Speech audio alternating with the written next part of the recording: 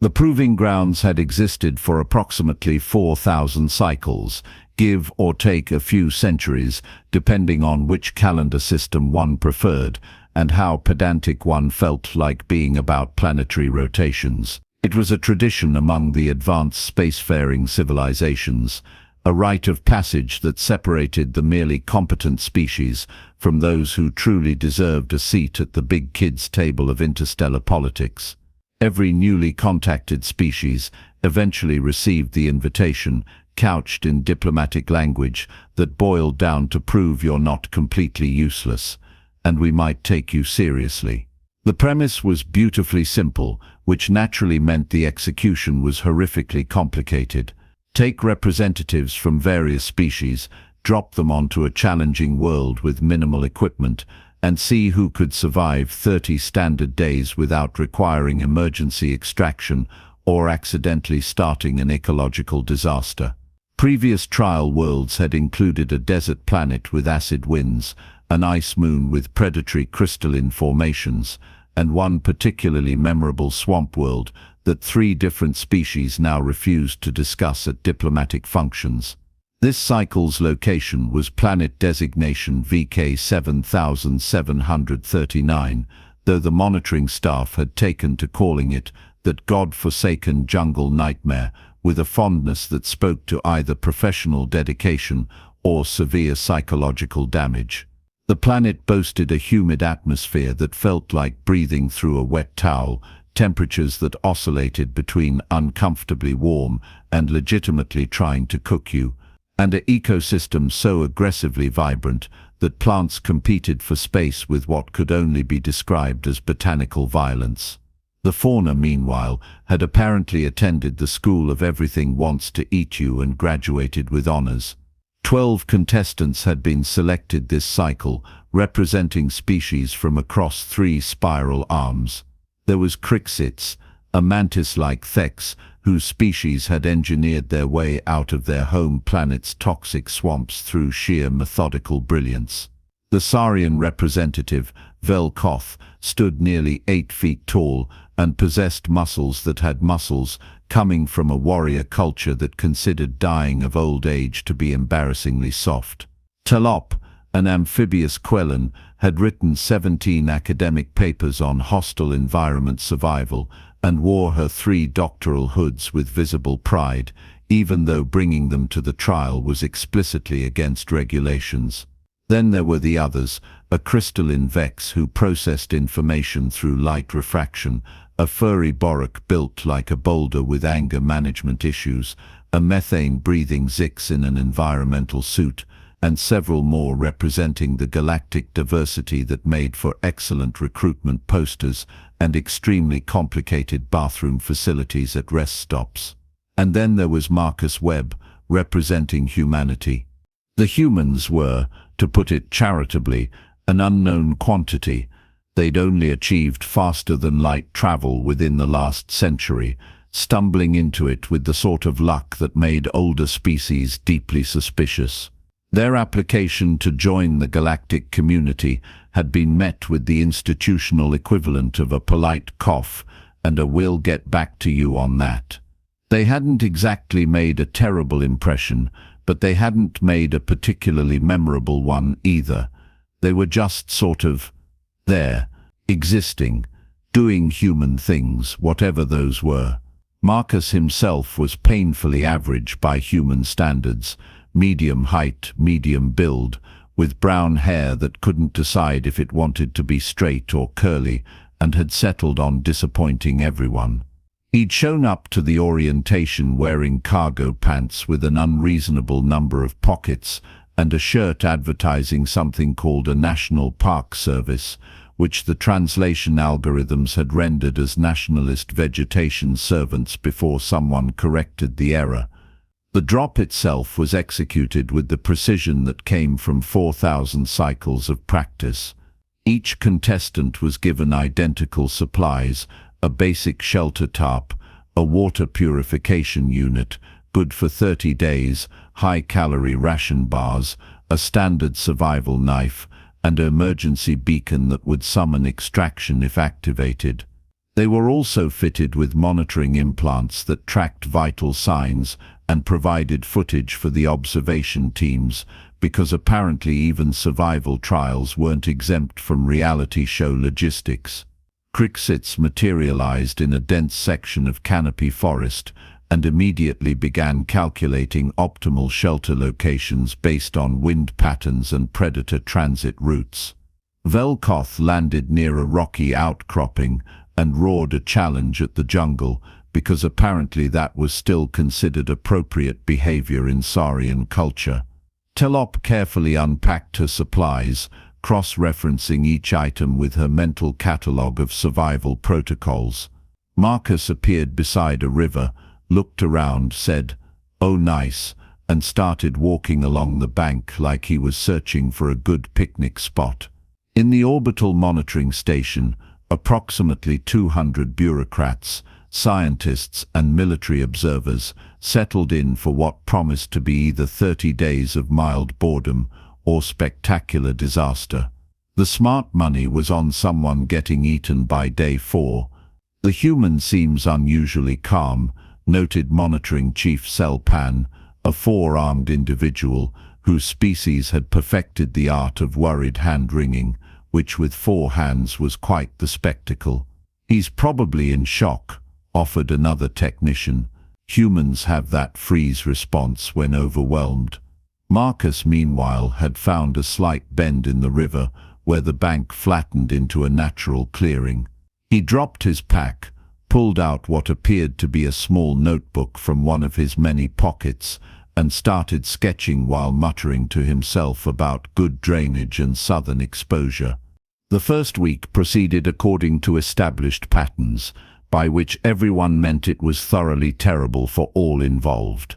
A tropical storm rolled through on day 2, bringing winds that turned rain into horizontal projectiles. Cricket's carefully calculated shelter location proved slightly less waterproof than anticipated. Velkoth discovered that roaring at weather was ineffective. Tulip managed adequately, though her academic papers had apparently not covered the specific misery of being soaked for 16 continuous hours. Marcus had wedged himself under a rocky overhang with his tarp and waited it out, apparently unbothered by the apocalyptic conditions outside. He'd even started a small fire somehow, which seemed to violate several laws of physics regarding wet wood. By day 5, the contestants had established basic routines. The aliens were managing survival adequately, focusing their efforts on finding food, maintaining shelter, and avoiding the numerous creatures that viewed them as ambulatory snack packs. The monitoring station had settled into a comfortable rhythm of watching people be miserable in shifts. Then someone noticed what Marcus was doing. Is that a structure?" Zelpan leaned closer to the display, all 4 hands pressed against the screen. Where Marcus's camp had been, there now stood something that could generously be called a hut. It featured a raised platform to keep the floor above potential flooding, walls woven from palm-like fronds, and a thatched roof that actually looked professionally done. He'd even created a small porch area. "He's wasted enormous amounts of energy," a Thex observer declared. "The shelter tarp was sufficient. This is inefficient. Humans might have different thermal requirements," suggested another voice. Marcus was currently digging what appeared to be a drainage trench around his hut, periodically stopping to wipe his forehead and drink from his water purifier. He looked tired but not exhausted, worked but not desperate. He looked disturbingly like someone doing a weekend project. "Pull up his vital signs," Zelpan ordered. "I want to confirm he's not in medical distress." The reading showed Marcus was fine. Better than fine, actually. His heart rate was elevated but steady, his caloric consumption was well within normal parameters, and his stress hormones were lower than some of the monitoring staff's. Day 8 brought a new development that caused actual alarm in the observation station. Marcus had cleared a section of ground near his hut and appeared to be planting things. That's against the rules, someone declared. Which rules specifically? Zelpan asked tiredly.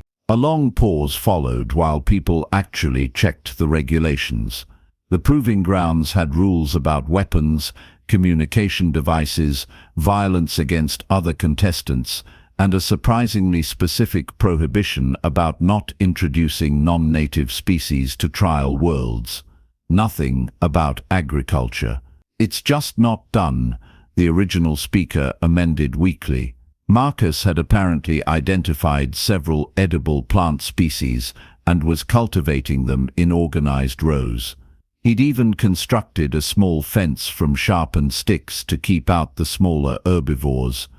Over the next few days he added to his garden, transplanting specimens from the surrounding jungle with what appeared to be actual knowledge of what he was doing. Where did a human learn xenobotany? A scientist wondered aloud. Maybe he's just guessing. They watched as Marcus carefully tested each plant species, trying small amounts and waiting to observe effects before consuming more. He'd apparently created a classification system, marking certain plants with stones of different colors: white for edible, black for poisonous, gray for medicinal properties. It was methodical. It was intelligent. It was deeply unsettling coming from a species the galactic community had mentally filed under probably harmless, but keep an eye on them. The other contestants, meanwhile, were surviving. Just surviving.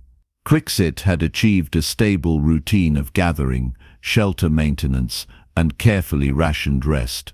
Velkoth had killed something large and toothy, roared about it for several minutes, and was smoking the meat to preserve it.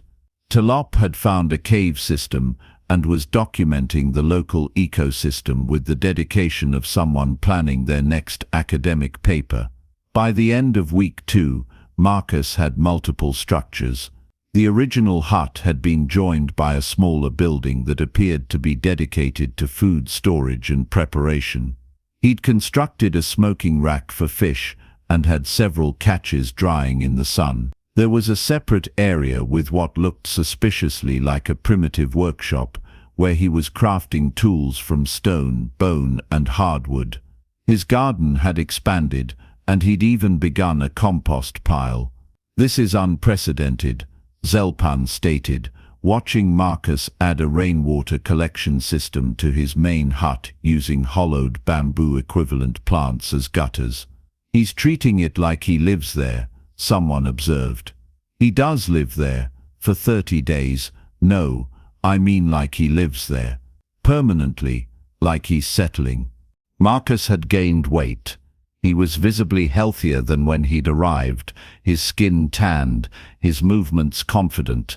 He'd recently started what appeared to be a primitive irrigation project, digging channels to direct water from the river to his garden during dry periods. Day 24 brought the incident that would be discussed in xenoanthropology courses for decades. Marcus had finished constructing a dock, an actual dock, extending into the river with a covered sitting area, built with the kind of structural integrity that suggested he'd done this before. He'd even added a ladder for easy water access and a small platform for cleaning fish or just dangling one's feet in the current. He spent that afternoon sitting on his dock, eating something he'd cooked. The monitoring equipment detected a complex mix of proteins, carbohydrates, and what appeared to be seasoning he'd derived from local plants, and watching the sunset with the satisfied expression of someone who'd just finished renovating their summer home. "I want psychological evaluation on all human applicants tripled," Zelpan ordered. "This isn't normal behavior." "For humans, it might be," someone suggested weakly. Week 4 was essentially a victory lap. Marcus maintained his village, continued improving his structures, and even began decorative projects. He'd carved designs into wooden posts, apparently for no functional reason beyond aesthetics. His egg layers had multiplied, suggesting he actually understood animal husbandry. The garden was producing surplus food that he was preserving for future consumption, despite having only 6 days remaining. He'd also begun exploring beyond his immediate area, but not in the desperate search for resources that characterized other contestants' excursions. He was mapping, creating trails, identifying additional useful plant locations, and marking them with carved stakes. He'd found a clay deposit and was experimenting with fired pottery, having constructed a small kiln. The other contestants were counting down to extraction with the dedication of prisoners marking days until release. Marcus was building bookshelves. Day 30 arrived with the typical extraction protocols. Recovery ships descended to collect the contestants from their designated zones. The pilots had done this hundreds of times, and the routine was well established. Locate the exhausted contestant, perform medical assessment, provide comfort, extract with dignity intact. Crixit was retrieved looking appropriately weathered but professionally competent. Velkoth had to be discouraged from trying to take hunting trophies with him. Telep had compiled so many research notes that she needed help carrying them. Then they reached Marcus's zone, and the extraction pilot actually circled twice, thinking he had the wrong coordinates. The Riverside village sat in the clearing, multiple structures arranged with almost suburban orderliness. The garden plots were flourishing. Smoke rose from the smokehouse. The dock extended peacefully into the water, where several fishing lines had been left trailing. Marcus himself was performing maintenance on his main hut's roof, having apparently noticed a weak spot in the thatching that morning. He looked up at the descending ship, waved pleasantly, and climbed down to meet them. "Already?" he asked when the extraction team informed him the trial was concluded. "I was hoping to finish the dock extension. I've been planning a proper storage shed too. The seasonal rains will be starting soon, and I wanted to—" "The trial is over," the pilot interrupted, trying to process the scene. "You survived." "Oh yeah, piece of cake." Marcus gestured at his village. "Beautiful spot, really. Good water access, fertile soil, plenty of building materials. I was actually going to submit a request to come back, maybe establish a research station or something. Seems wasteful to just leave all this." The extraction team stood in silence. Behind them, monitoring equipment was recording everything: the functional village, the domesticated animals, the organized agriculture, and the human who was treating a survival trial like he'd just finished an enjoyable camping trip and was sad to leave. "Did anyone else build structures?" Marcus asked curiously. Not like this." "Huh." He looked genuinely surprised. "Well, different approaches, I guess. Everyone make it through okay." They had, though none of them had enjoyed it quite as much as Marcus had apparently enjoyed his month of inadvertent colonization. The extraction ship carried him back to the orbital station, where a crowd had gathered to see the human who'd turned a survival trial into a homesteading project. Marcus was confused by the attention but polite, answering questions about his methods with the casual expertise of someone who'd simply applied common sense. "Didn't your species evolve as nomadic hunters?" the Thex anthropologist asked. "Initially, sure. Then we invented agriculture about 12,000 years ago and got really into it. Civilization, cities, suburbs, vacation homes. We like building stuff and growing stuff. Makes us feel accomplished. But the trial was about survival." "Right. And the best way to survive somewhere is to actually live there properly. Why would you just endure a place when you could improve it?" This statement caused approximately 3 different philosophical debates to break out simultaneously among the observers. The Proving Grounds Council convened to discuss the results. Technically, Marcus had completed the trial successfully. Exceptionally successfully, really. He'd survived, demonstrated adaptability, shown resource management skills, and proven that humans could handle hostile environments. Perhaps too well. I move that we pass Earth's application for associate membership, one council member declared. Agreed, said another. And perhaps we don't invite them to any more environmental trials. Why not? They clearly excel. Exactly. They excel. Did you see that village? In 30 days, imagine what they'd do with the volcanic moon trial. They'd probably establish a geothermal power plant and a spa. That's actually a valid concern. Zelpan admitted. The trials are meant to test survival capability, not colonization enthusiasm. If we're being honest, the human didn't just survive. He got comfortable. He nested. That's somehow more unsettling than if he'd just barely made it through. The Council voted to approve humanity's application with the quiet agreement that maybe some species were just naturally suited to certain activities, and humans were apparently suited to showing up somewhere hostile and immediately asking about property values and school districts. Marcus Webb returned to Earth as a minor celebrity. His footage analyzed by survivalists and homesteaders with the frame-by-frame dedication usually reserved for historical battles. When asked if he'd do it again, he said he absolutely would. And did they have the coordinates for that jungle planet? He'd really like to see how his garden was doing. Somewhere in the galactic archives, a new notation was added to humanity's file. Shows excessive comfort establishing permanent infrastructure in temporary situations. Approach to hostile environments suggests either admirable adaptability or concerning territorial instincts. Possibly both. Recommend monitoring. Also, do not challenge them to settling competitions unless prepared for them to actually settle. The next cycle's proving grounds took place on an ice moon, and humanity was specifically not invited. The Council claimed scheduling conflicts, but internal memos revealed concerns that humans might figure out ice fishing, develop thermal architecture, and establish a winter resort before the 30 days concluded. They were probably right to worry. Somewhere on VK 7739, Marcus's village stood empty but intact, waiting. The egg layers had multiplied into a self-sustaining population. The garden had naturalized, mixing with local flora. The dock remained functional, weathering storms and seasons. And in humanity's cultural consciousness, a new dream had taken root. If one person could build a village in 30 days, what could a whole team accomplish? The universe was large, after all, and full of real estate opportunities.